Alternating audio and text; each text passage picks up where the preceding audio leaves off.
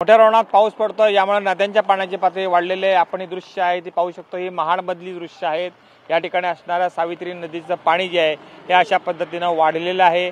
एनडीआरएफच्या तुकड्या देखील या ठिकाणी दाखल झालेल्या आहेत आणि मोठ्या प्रमाणात नदीचे पाणी आहे हे वाढत आहे। प्रशासनानं नदीकाठच्या लोकांना अलर्ट दिलेला आहे। आवश्यकता नसेल तर या ठिकाणी बाहेर पडू नका असंही सांगण्यात येतंय।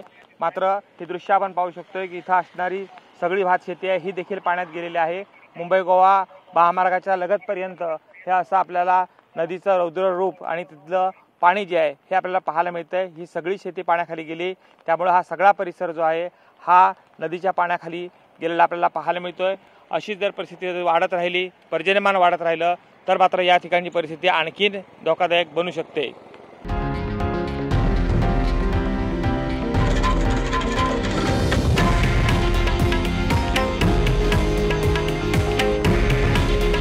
हे आहे देशातील नंबर 1 न्यूज नेटवर्क आणि आपण पाहत आहात TV9 मराठी।